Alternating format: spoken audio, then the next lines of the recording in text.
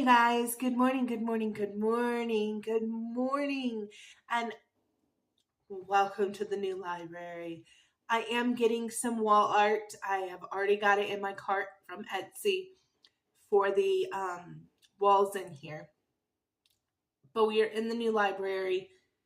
All of my books are here. I'm happier than I've been in a very long time, and that's all that matters. We have all of our beverages. We have a new coffee place called Seven Brew. It's new to me because I didn't have one over on my side of town. And I got the pecan pie latte. Very good. I have a new cup, a new Valentine's Day water cup that I got for myself because I can. And we have to talk about it. Deep End by Hazelwood. I had to get the sprayed copy.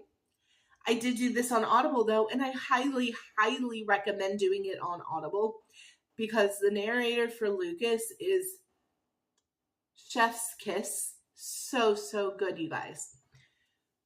What is this book actually about? It is every freaking where right now. I cannot get on TikTok without people talking about this book.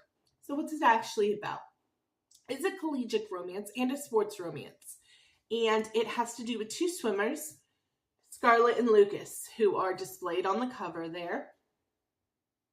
Scarlett has been going through it this year. She had a horrifying injury during diving.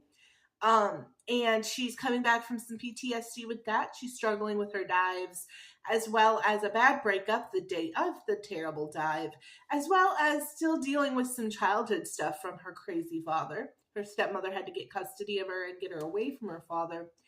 She's just in therapy and she needs to stay there, okay? Now, Scarlett has a friend on the diving team. I believe her name is Penelope and they call her Pen. If that's not correct, we'll call her Pen because that's what I remember her name being. She was not my favorite character. She came across as a huge pick-me girl the whole book. I will say there was a redemption arc at the end of this book for Pen. I would like maybe for Allie to do a Pen book because I think she could do a lot with it and with that character. So we'll see if she does do that. But this book is solely about Scarlett and Pen's ex-boyfriend, Lucas. Now, Scarlett, to her knowledge, Pen and Lucas have been together for like 6 years. Lucas is from Sweden, and he is an Olympic gold medalist swimmer. He is a huge deal, and he just so happens to go to Stanford with her. They know each other in passing. She knows him as Pen's boyfriend. And they have, met at the pool that they both swim at. Scarlett as a diver, Lucas as a swimmer. Well, Pen and Lucas break up.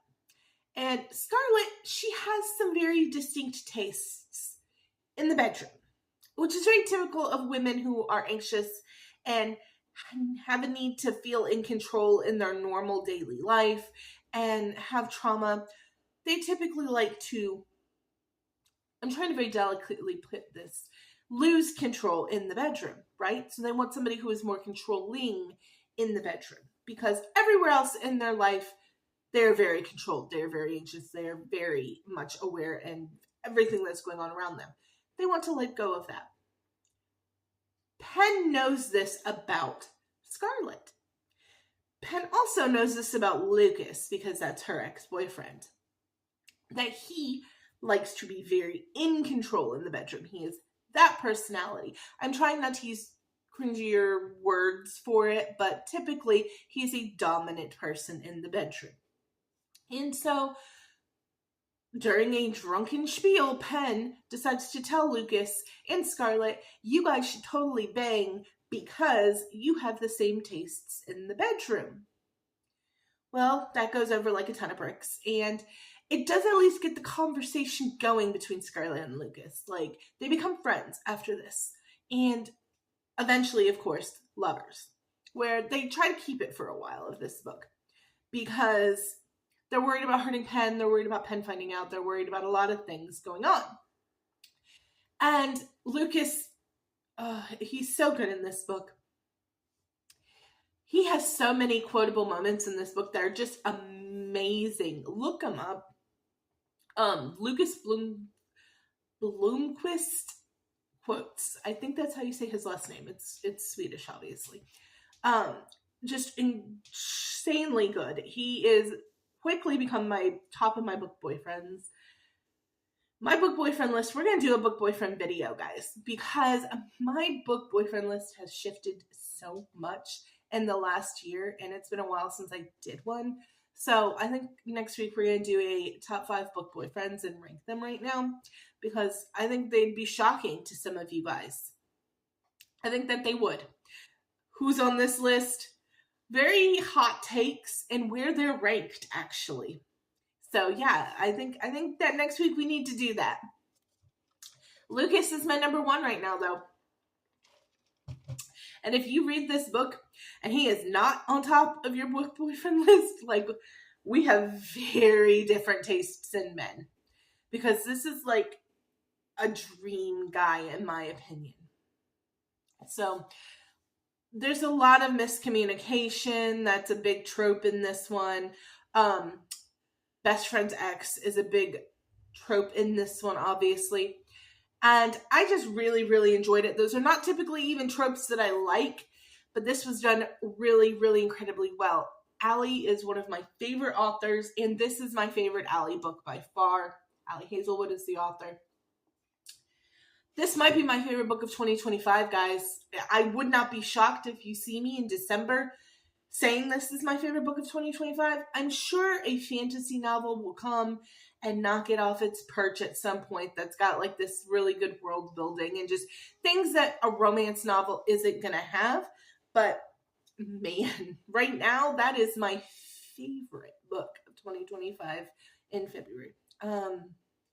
Yeah, I'm sure it might be dethroned, but we'll see. Because I know we'll be sitting in December and this will be my top 5 at least. That's how much I've loved that book. I read it once and I already am itching to read it again because I did the Audible the first time because of the narrators, which are amazing. But I want to read my physical copy really bad. So I might double read Deep End in February. Why not? It's the month of love. It's a romance. I can do whatever the fuck I want. That saying, thank you guys so much for being here. This is a 5-star plus read for me. If you like romance, if you like sports romance, if you like college romance, if you like smut, if you like any of those things, pick this one up. You will not be disappointed in it. I stand on business on this book. Yes, there are some that say it's too much smut, but if you're reading some of those monster romances, this is nothing like that. Like some of those vampire monster romances, that's all the book is smut. I tried to read The Vampire Queen, I think by Katie Robert, and it was, the opening scene, I couldn't even get past it because it was just like, who are these people? I don't know, but they're fucking, there's a lot of story in this one. I say give it a shot. I really enjoyed it. 5-star plus from me. Check it out. And if you are in the Atlanta area this weekend, the weekend of the 16th of February, the 15th and 16th, go check out I think it's called the Love Y'all Fest. Allie Hazelwood is a keynote speaker on Sunday the 16th. I really wanted to go. I don't know if I'm going or not. Probably not, just because this is my first week in the new house and the timing just is awful. But man, if you are an Allie Hazelwood fan, please go out and support our girl in Atlanta this weekend. I love you all so, so much. I just appreciate y'all for being here. And I will have a new book boyfriend ranking for you guys next week. So look forward to that. I'll talk to you later then. Bye.